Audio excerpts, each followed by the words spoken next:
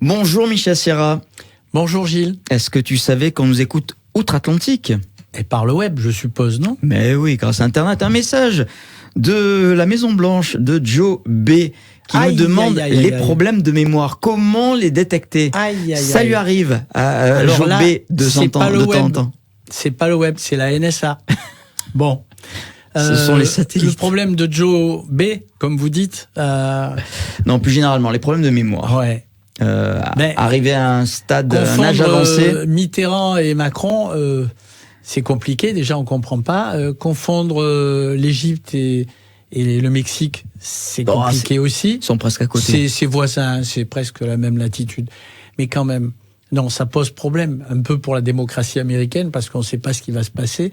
Là, c'est une sacrée bouteille à l'encre. Mais pas que chez Joe Biden, évidemment, puisque c'est lui dont on parle. Alors autour de nous. On va recentrer le débat sur les gens qui sont sur le pourtour de l'étang de Berre et à Marseille. Et à Marseille, oui. Donc, on se retrouve avec des gens qui commencent à confondre les noms des gens qu'ils rencontrent.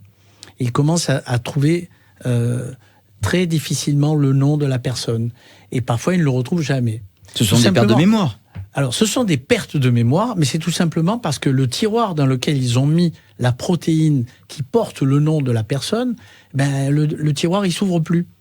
Et donc, il y a un blocage, et on sait que ça vient certainement des plaques amyloïdes qui empêchent la circulation de l'influx nerveux entre chaque neurone, qui paralyse un petit peu la mémoire. Et c'est grave parce qu'on s'en aperçoit petit à petit. Alors, c'est souvent l'entourage qui dit « mais tu dis des bêtises, mais tu te souviens pas », etc. Ah oui. Alors la personne, faussement, fait semblant de s'en souvenir, mais ne s'en sort pas. Et petit à petit, ça l'angoisse. Cette personne qui a ces troubles de mémoire s'angoisse. Donc Joe B doit être très angoissé parce qu'il se dit, on lui fait remonter qu'il dit des bêtises.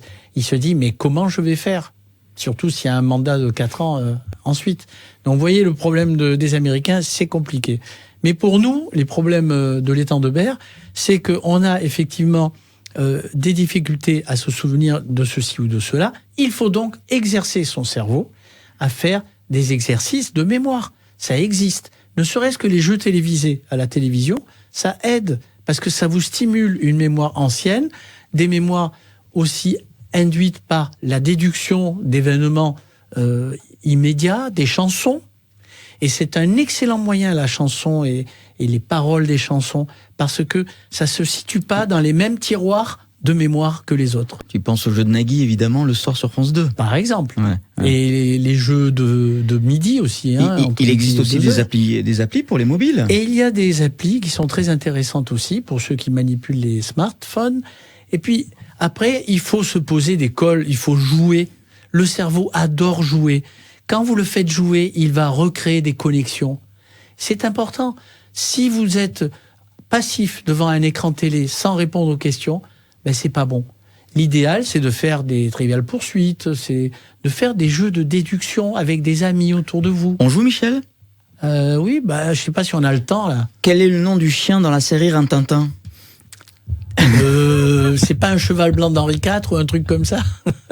Bon, merci Michel en tous les cas d'avoir été avec nous. On te voit la semaine prochaine. Bon, j'espère qu'ils ont la mémoire d'écouter la prochaine émission à 10h45 le lundi. Et sur Maritima TV le soir, 18h30. Et n'oubliez pas le web, on passe en boucle. Vous pouvez nous écouter souvent.